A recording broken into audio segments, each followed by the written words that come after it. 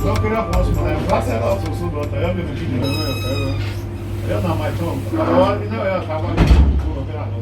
now well done. Child, I greet you. Respect, bro. Respect.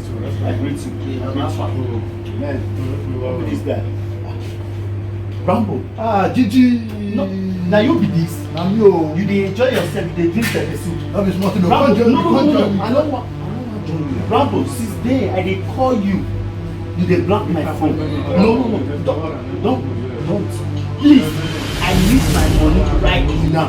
If you don't pay me my money, what go give me No. I need my money, Rambo. No hold me. Leave me, no hold me. So you dey run for me since then. You come here, you dey enjoy yourself. You dey form big boy. You don't do. Wait, you dey shout. You want beat me with my money? You want beat me? I need my money, bro. I don't know what this guy do. This guy beg me money. No hold me. See, forget this one. I don't listen. No. I need my money. If you know me, I rest for this kid. Just give me my money. No, they beg me. Please. You dey avoid my call system when I dey call you. But you come here, you dey enjoy yourself. You dey see. I don't get that time. I need my money right now. See, I no wan hear that beg. Epa, don't say fashion. Don't epa. I say boy na e. Igo boro me o ma o no rie me. Ori le me. Ime do jam me mana. Ori pepper soup nwe rie ni mana. Ime we no ri go me. No ya boro me go sit down ma o na ya. Don't 200 euro. No, I beg that. No, let me fight you.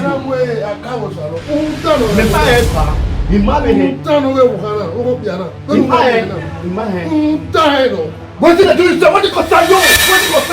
Everything I do, Puma. Everything old man like you. You want me? Old man like you. They say make I give you woman. We don't know who be home of Vienna. Make come and give you woman. They say me who we get this make I give you. Now me they give me. I thought that you guys never go marry. Old man like you. Come up for here. They talk nothing. No. I did look. You don't bust on that. Now my buy you don't bust on that. Now this is buy you. When I saw you to do on. Make I eat my food. Make I eat my food. This problem not dey finish. Make I eat my food. Man, not disturb me. I don't tell her. This one, this old man, they tell me make I carry a woman. At your age, you never feel married. Who will pay me for me go there? You won't be giving me for my money. Papa. You won't be giving me for my money. That's the way they call himself. I go tell you say who wait to pay me for me go there? Not try me. I will not bust this your glass. I will bust this your glass. Yeah, I feel about you are. I go chook one for your eye. I go chook one for your eye. But you bought this your glass. You never know who I do for this town. Two young women. Who already? You no go stand. You not chopping my money. Na me chop your money. The guy wey you say make I carry give you, na the guy chop the money. You not chopping my money. Na the guy chop the money. The day wey suppose pikin start to dey find a way to kill him papa. Na that day start to dey dig grave. If na almost take your money, if you go let you talk to them. You must say oh. Lare, tu a demi bume. Woi. Tu a demi bume. Wa mi po me ni wo wa. Wa mi 2000 naira buwe. Yeah, we are there. Sister, pardon your name. Hello, me Agua. Ah, la buwe. Hello. My special in-law. My better person. Wana magbe ko odo aweje e na vi awa ma my in-law ko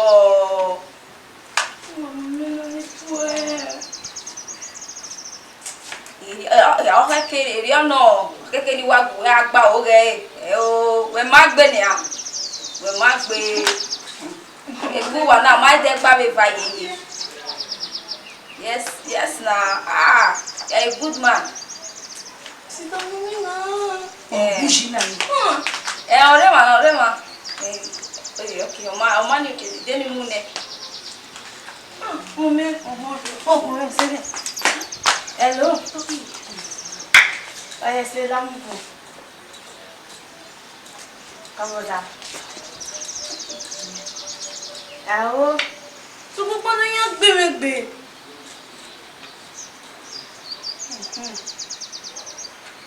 Camilla. Ok. Voilà, merci. Merci, Boda. Give me big one. My love, call. Where worry over where she's safe with me. I walk back already. Thank you very much. Don't worry. Where them are family. She's safe. Oma. Welcome.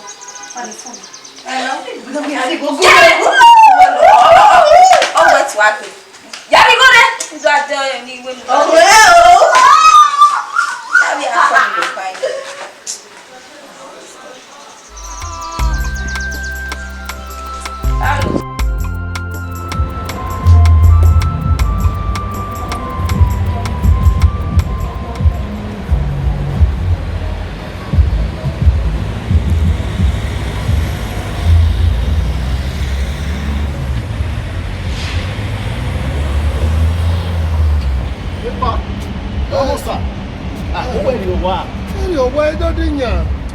I'm going to be a good amigo.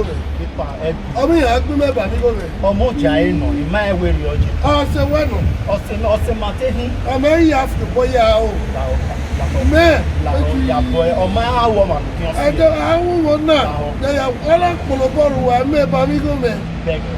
La you may give him. We are a man and you're not your toy. I'm going to go to you. Omoja eno. Laoka, Egby, Laho, Lao, we may wear your G. Lao, why echo power? Domosa, why echo? Yaku, echo, and auto email. Where's the domo?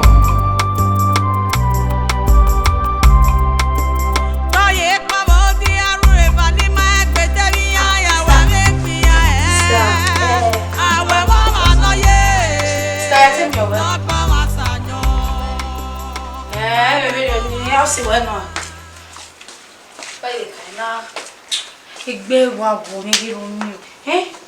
Oh, when you are winner. Yeah, that's a good thing. Hey, we don't money here now. That's a good idea. Oh, where you are really do move. Where the best buying when I near when I doni. No one more movie or do eh tell look like a stylist. When you walk with oh, we have a 300,000 men. You have agreements. Keke in here, as you know. 300,000. That's good. Erion, look where you be. Open no way, be no where you walk. Oh, dollar that boy, she. Oh, baby, you're saying that to this guy. Open no, oh, he's a good guy. She'll put that, say. No, that, oh, no, ma. Oh, you have mama. How people tell? Sister. Oh, why am I 300,000 and me wa for nowhere? Sister Igo, Ayakbosha no wrong like that. Iwa Ayademi nani. Where my? Huh? We sister like Igo. What's it like Igo? Huh? I'm already in no you're not all to left one. Sister Ione. Yeah, you know what I mean, one mother. You want me like we are. Where we burn carry we now understand. So then we were here we wanna. No wrong your Esther is around. Oh ma, no that you no call no way. Oh my oyi. Oh ma we do have. Oh my sister has it. Your body the guy na say. Oh ma, yeah, I want to do some shopping. Oh ma, then it's going. You know what I need ice cream. Oh ma, I'm on the boat.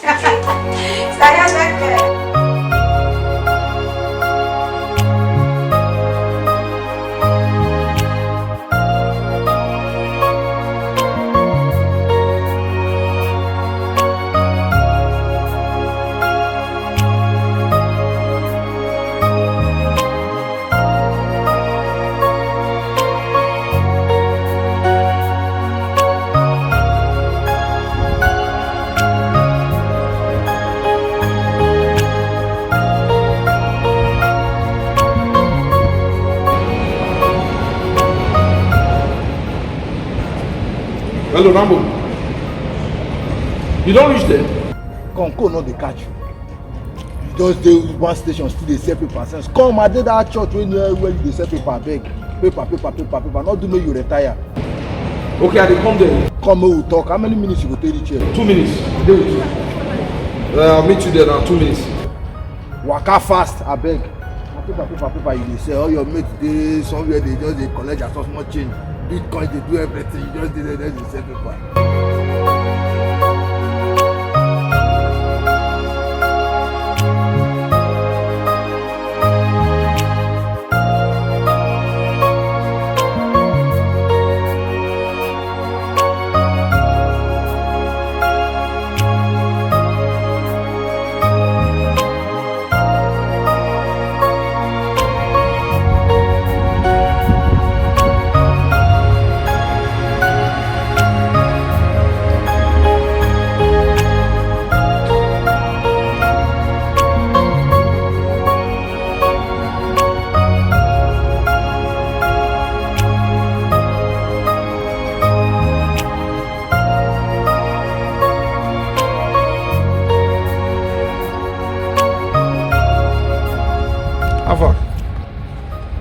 What did they do now? Sports did they do? I've been what did they do?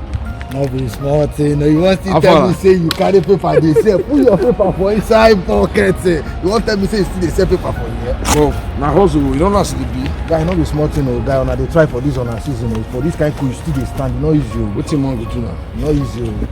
I hope say this. I hope say they save this money well. Oh. Not be this way. Forget it. More find where sit down. More find where sit down. No, but this word are not even the feed the cold. Not be small thing. Oh boy, I tire.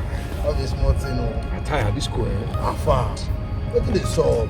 What did they solve, brother? Don't they call me since last week? Say you want see. What did they solve? You know the matter be saying. Rambo.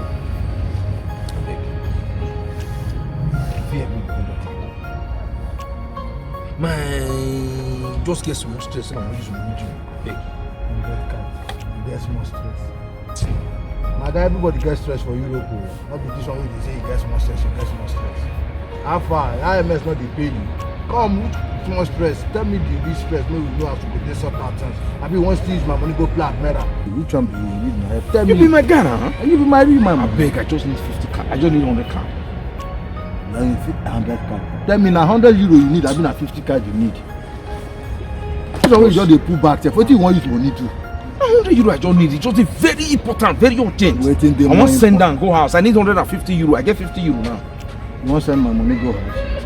I just need that now. I need that. What do you want use and do? Not they tell me say you need my money. Tell me if na wetin go profit you. So make I for invest for another money for inside. Make I know say you invest a profit two of us. Which one be say you need? Rambo, this one matter within life and death.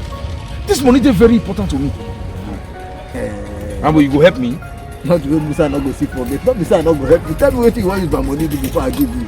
My money no dey go be a bank. Rambo, I go give you back. I'll give you back. Oh, you go give me back. What do you want use my money to? Tell me. Not that one they had you to talk. That my girlfriend from Nigeria. Which your girlfriend from Nigeria? That one. You know. You don't tell anybody this one. I think your girlfriend from Nigeria.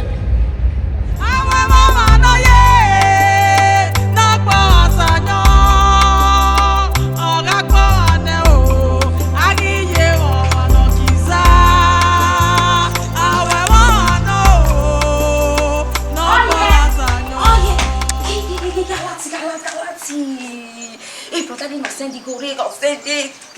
300,000. Hey! Romeo send it go now. Yes, now. Sister, ya wa kiss Romeo. Ya wa call wa kiss. You get here. Yeah, man. 300. 300,000. You gonna pour back? He gonna pour. I'm like 1 million. Sister, ya wa. Hey, get there.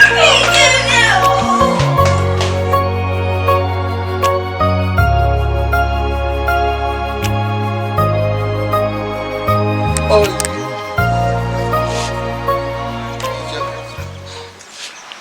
Mama, Kelvin, I hope no problem. okay. Now, bad thing if I can't look for my babe. Yeah, when I will on night. Every day now, yeah. Iwa we be na so. It might be here. Ina we na. He must to say one. And secondly, you only take you out later. Oh yeah. The queen later. Imagine talking. You might be na so. Anyway, we are ringing like Now, my patient in the dead way. Now, we are not few years old. And secondly, you only take away as he has flares. Come on. More later.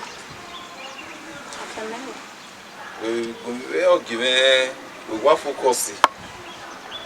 Oh, come on. Oh, my papa will say, this is good. Oh, yeah. How are you? Are you okay? Yeah, I'm okay. You eating? Yeah. Oh,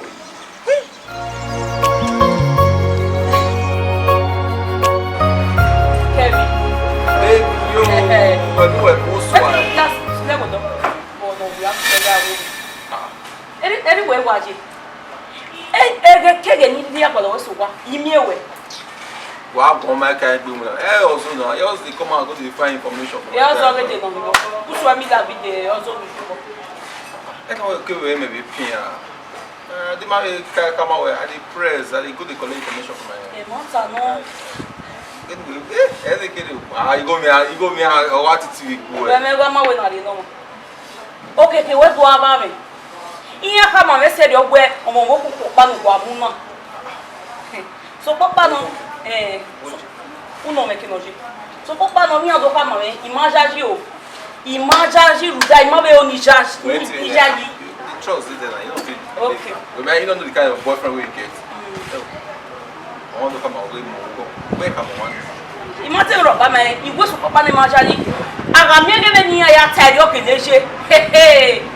No gbe ni ale yin na gbe ole. Ah, ni ale ga wa eva. Nothing they have. I will cool no ege no gbe ya mo. Yeah, I want to tell you why I get full every duty like you. You go for ya. You do that for me now. Why am I ready? Everywhere good. Have fun now. I just did. So papa no jere where what a man can do, a woman can do it better. Why you near? Gay, and I'm here ya day. Mega smoky me. As in was somewhere as why I mean I don't understand. He's talking around me as smoky me. Was somewhere as in wow mama wow ya hello. Every soon no come away to God there. We bought the work me. We bought the serious face. But then, you go your phone with me. But yeah, get loud. Get loud. Okay.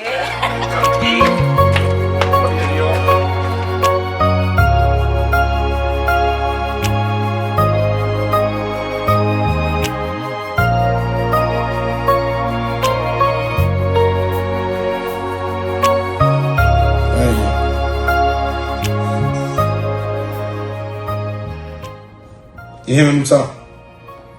Enemy only ìgò ẹ̀gbọ́n náà mú dáwẹ mobile ní etíkẹ́ẹ̀tì ya inọ́ta ní wíwí náà wẹ̀ tí gbọ̀gbọ̀ ìwé ọ̀gbìn só ihò lòlù náà hánà tó dà mẹ́rù. Iye ihe agye sọnù mẹ iye wọn hìnà wọn kẹtíkẹtì náà ya nà wọn ta. Iná wí àgbélébé náà. When you go to only me, Retia, I am on a mina, take it on a mina. One meal at the Pampa way, more and food. Yea, buy it, the Quivania, Yeruto, Kiweruto, Retia. So now we talk with Meruba, Nauga, buy Rosen and Taman. Ye, Vogoni, Oga Merewi Boo in Re do. Our mom and I reku. My mother gonna give problem, you know. You understand? So, only a while I was a lot of barony as every gym of cooking even to tell me my way. Oh, yeah, or one cabo, Hunicabo, I will know. My video, what by Mete o cabo da zebe omo ni bebe ina ale mi kere no yebe no yo ye pe ayo ni mo pa mo po me no ni time awo e mo ka na we o ma me yo ngba gba e o be ma mere we boni only problem and the carry time woge ya mi mage yoni ya mugo yo hu oni mama no ubo ye be ko tan pa ni oni no we ngbe na ti e ti wa ya na re o do mugo yo wa ke awon marriage pe ne de wa ya ti wa e na no se no ta na be o ma na be se ti pa re o mi ti wa o te ni wa ya fe pe ebe noro Salobo ari big one so only problem de na gbese Salobo ayuki dollar son we ne ma keke no ya boda we mi me wo sanya ti sari we o bi ya no ma me wa ye pe ya de ba we ta we na mo sa do na mo ya sa bo sa we bi ya ma me lo me o yu ke na ke ya me ise igbe imo de no ro Salobo we yo wa uji le ewe ni no ba na anya gbo ya fefe iyo no ma no ze wo yo de no ro Salobo ke láti ami ise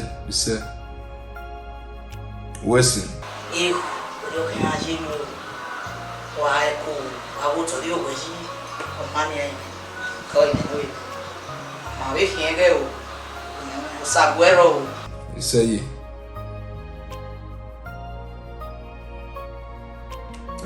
ati we mo ya wo le ti we cool iyi wa boda we ya yin ya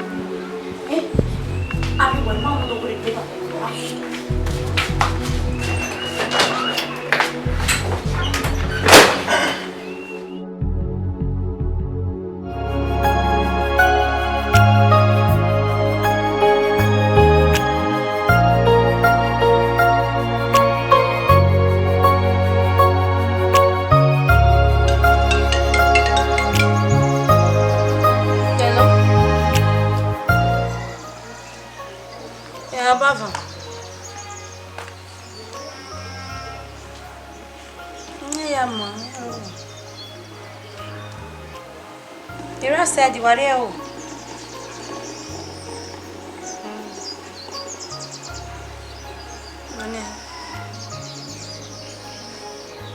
wow 200,000 thank you very much my baby Wesi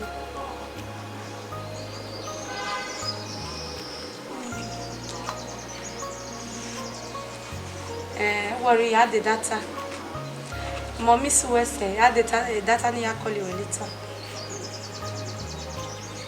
Mana, why going? Bye. Ah, sister. Oh yeah, what's on it? Sister, tell me your way. Baby, you have to wait now. Igbe wa wo ni hiro mi. Oh, when you are winner. That's a good thing. Even no money here now. That's a good idea. Oh, where in Harry do move? Where they va se va in na nia na udoni. No wa mo bo movie odo tell loka ke be stylist. When you walk with oh, we have a 300,000 men. You have an agreement. Keke in here as you know. 300,000. That's good. Eriono. Ero be ya gbe. O pe no we gbe no ya. Oh, don't let that boy she. Mama, you say nothing we go. This guy. O pe na o me see no. He's a good guy. She put that he say. No that no mama. Oh, the mama. How do people tell? Sister. Oh, why am I 300,000 and me wa for no? Sister, we go. Aya Busha no my babe.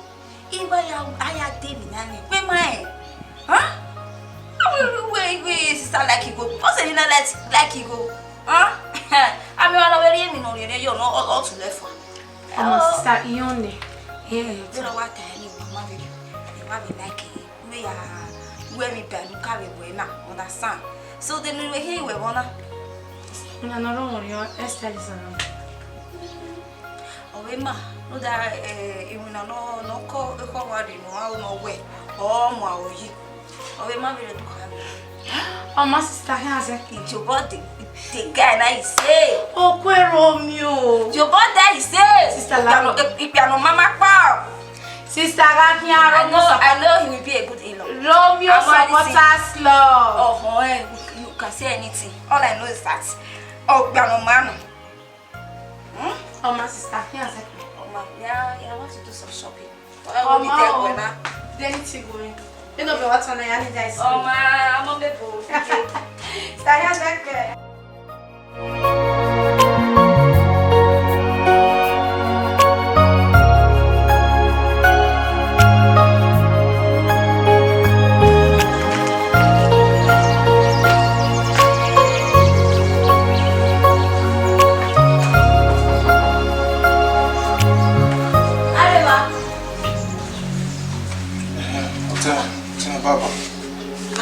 What are you? What's the matter? Yeah, instead of supposed to mommy or get you are get or do and allow now yet to go the bed or what to you. Stammer. El stammer wa. Ti ko no ba se eju. Make no la wa. With the bed dinner. Why can Oh. Egbe amu ekwa. Ọmọ tó nene ni wa ha ma yiru wa. Omi ade yeke. Ogona do tu agbe. Lawa. Wow. Wa wa yo mu. Kevila ede. Ni ki ko no ba se eju. E je ma me fort. Ọmọ da wa. O ti mo. E wori ya isi. Ko. Hello, baby. Hello. How are you? Why you just still around? You know, maybe here. I'm okay. Where if you're from Mama? Be okay. Okay. I love you too.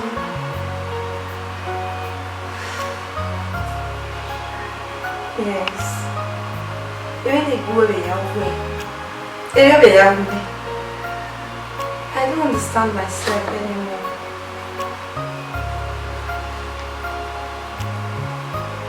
Same thing, no matter where Facebook came and I the love is growing every day. Okay, you may know what. You may hear, we hear show you seriousness in their relationship now. We were talking one way, but here show you. Blood oats.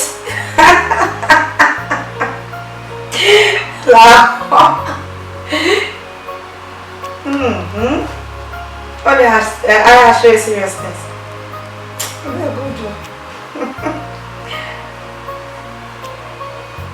I just said I should call you and to also let you know where my parents, when Makata are aware.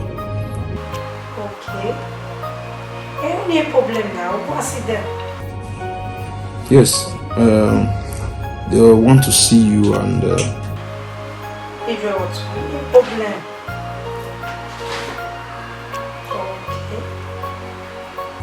Okay, I will give them your number then.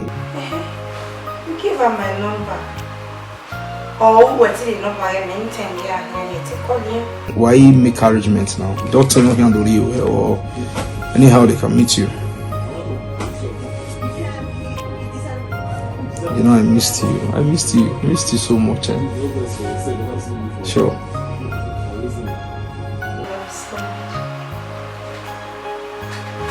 I know you do anything for me. I know how much you love me, and I love you more. I will always do anything that will make you happy. Definitely. Yes, of course. I'll call you later. I will call you later so that we can talk. Alright. Bye-bye. Later tonight now. That's if you are not busy. Yes. Thank you, dear. I love you. I'll leave you now. Alright? Take care. I know, but I love you.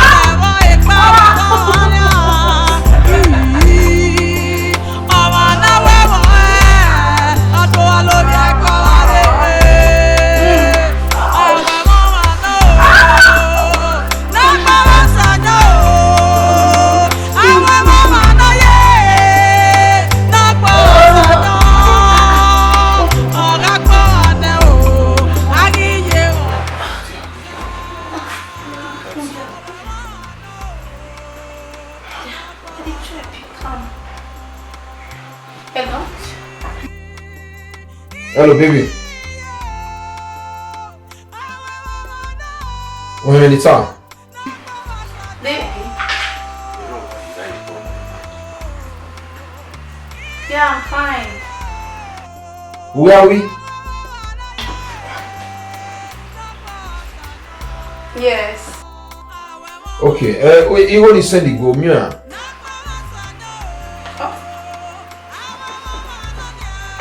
Of course, yes.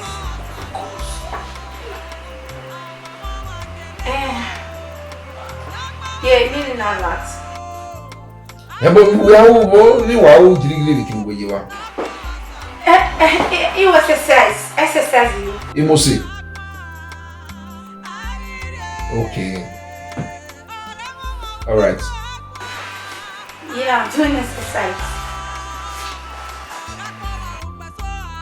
And for me, his Sunday one is Sunday why when we are.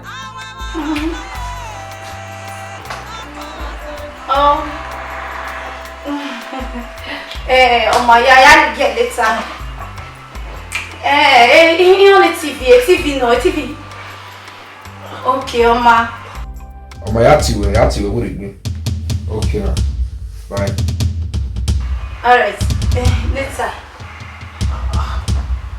You don't understand the way. That's it, Papa. Every time you calm down. It's my time. Maybe the way. Point of correction. Yeah, you come out. Hey, Romeo, you're laughing me. You're everything, man. Now, what the Buddha you are on my life? Yes, I put out when more. Don't know, no worry down me. All this on Facebook, look. Babe, I beg, give me your time. I need you. Honestly. I call, no, because you go at you, Why are you so You want